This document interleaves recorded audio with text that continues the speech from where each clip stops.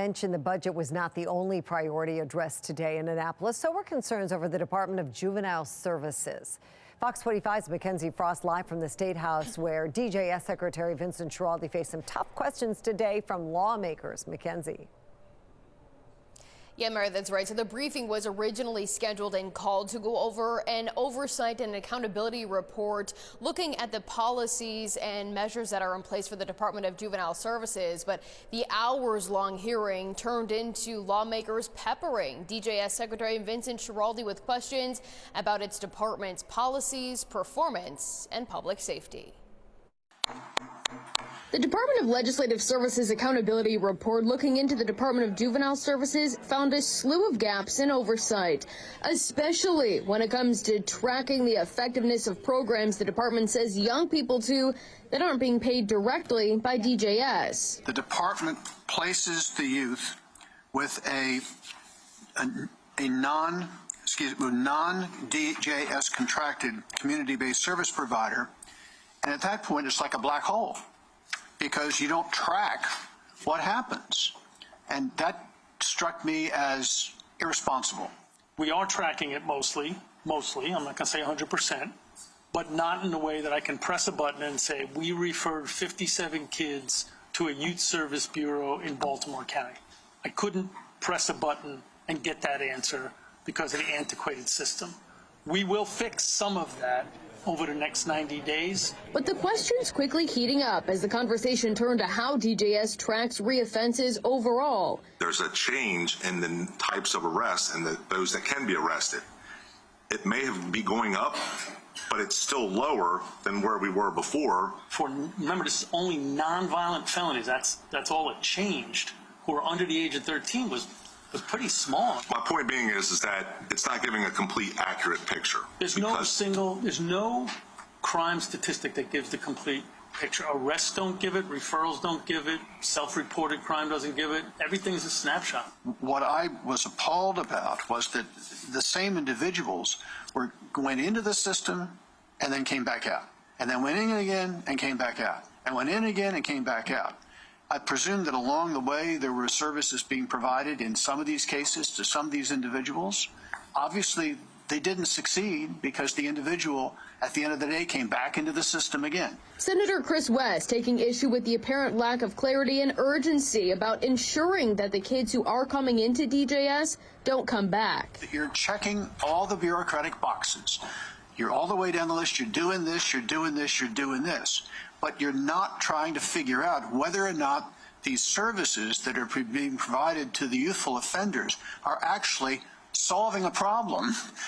You merely check the box that you put the services together with the offender, period, and wash your hands of what their performance is. Sometimes I think that's an accurate description. The department I inherited was doing none of this. Okay. I think you need to do a lot more of it, because I think the public expects that your department is going to take a child who's in trouble and actually solve the problem, not merely check a bunch of boxes. The problem is not being taken seriously by DJS, and if it simply checks the box, it's done its job, whereas the real job is to turn these kids around.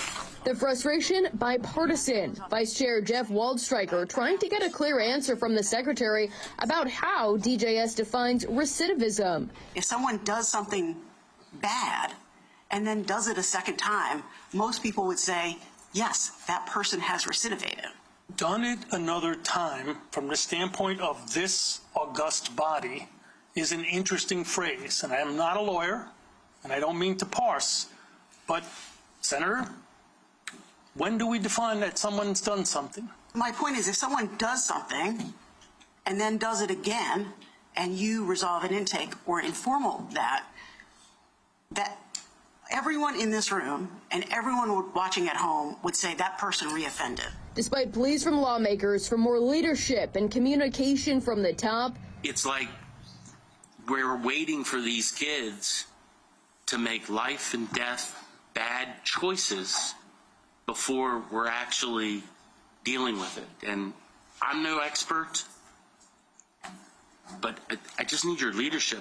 I had an incredibly difficult time getting answers to share with those families on why certain decisions were made and what it meant for the future of their children. Secretary Schiraldi did not answer any questions from the media. There are so many doors in here. After slipping out a back door. Meanwhile, lawmakers have concerns about the full scope of information they're getting from DJS, especially after the last year's 90-day session dominated by the same discussion surrounding juvenile crime. We got to get the process right through juvenile justice. Like, we've got this department has got to work, and I think some of the information in this report is very troubling. And I think you can only fix this stuff if you address it head on and have an honest conversation. And as policy questions remain, so do questions about the implementation of them by leadership at the top of DJS. Now, again, it's unfortunate that the secretary did not stay and answer questions from the press. It's pretty customary, especially for cabinet secretaries, to stick around after their hearing and answer questions from the media. But I would not be surprised if we don't see Secretary Schiraldi up here in Annapolis again, especially meeting with lawmakers who have lingering questions about what's going on in his department. And I can tell you that the frustrations are clearly brewing among people on both sides of the aisle about the effectiveness as they recognize that the public's trust and patience are running out. And Mary? Mackenzie, we know going through the report was the purpose of today's hearing, but you have obviously been following the frustration and concern surrounding DJS for quite some time. What did not come up today? A lot, honestly, Mary. There were several areas of discussion that could have come up that did not. It was a lengthy hearing, and there were other bills that were set to be debated, but we really didn't get into the issue of electronic monitoring or ankle monitors. We know that there are two different types of ankle monitors. We only know that information because of our reporting. That was information that was not provided readily available by the department itself. The secretary was asked about what happens if someone wearing a GPS monitor cuts it off. The secretary says that the department calls the police, but no real mention of what happens if someone wearing the electronic monitoring community detention type of ankle monitoring cuts it off. No real substantive discussion about reportable offenses, as well as really digging into the data about what has changed since the policies took effect in November that lawmakers spent last session really debating. Live in the State House, Mackenzie Frost, Fox 45 News. Thank you, Mackenzie. That brings us to our question of the day. Should the governor remove Vincent Schiraldi as head of DJS? To make your voice heard, head to foxbaltimore.com/vote. I'm Mary Bubala. Thank you for watching. Here's another video for you to watch. Also take some time to subscribe to our YouTube channel.